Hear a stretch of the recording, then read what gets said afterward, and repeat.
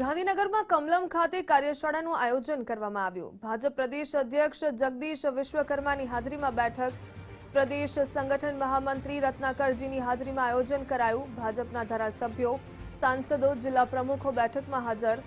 BBGRAMG યોજનાના લાભો લોકો સુધી પહોંચાડવામાં આવશે, ત્યારે કોંગ્રેસના વિરોધની સામે ભાજપની નવી રણનીતિ પણ તૈયાર કરવામાં આવી। જો કોંગ્રેસ વાસ્તવમાં જે પ્રજા માટે ઉપયોગી જે સરકારની યોજનાઓ છે એનો હર હંમેશ વિરોધ કરતી આવી છે।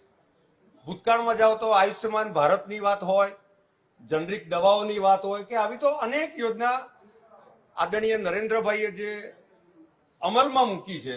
એ શૌચાલયની યોજનાનો વિરોધ કરતા હતા, એ ફ્રી ગેસ સિલિન્ડરનો પણ વિરોધ કરતા હતા।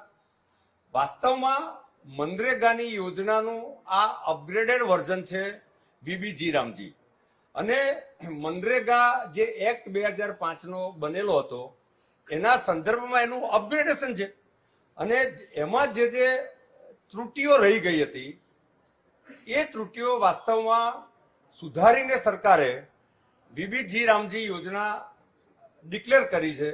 એના સંદર્ભમાં આજે ગુજરાતના યશસ્વી પ્રદેશ અધ્યક્ષ આદરણીય જગદીશભાઈ વિશ્વકર્માના નેતૃત્વમાં એમના અધ્યક્ષસ્થાને ગુજરાતના જુદા જુદા જિલ્લાઓ મહાનગરના અમારા પ્રતિનિધિ સાથે એક વર્કશોપનું આયોજન છે, અને જે કોંગ્રેસની ભ્રમ ફેલાવો, ભય ફેલાવવાની જે રણનીતિ છે એની સામે, અને બીજી તરફ ગામડાઓના જે ગુજરાતમાં 18,000 ગામો છે એ ગામના ખેડૂતોને GRAMG યોજનાથી કયા પ્રકારના ફાયદા છે, ગ્રામીણ અર્થતંત્રનો વિકાસ અને દેશના અર્થતંત્રના વિકાસના સમન્વય કરીને 2047નું જે નરેન્દ્રભાઈના વિકસિત ભારતના સ્વપ્ન સાથે કેવી રીતે આગળ વધવાનું છે એની ડિટેલ વાત માનનીય પ્રદેશ અધ્યક્ષશ્રી આજે સૌની વચ્ચે મૂકવાના છે।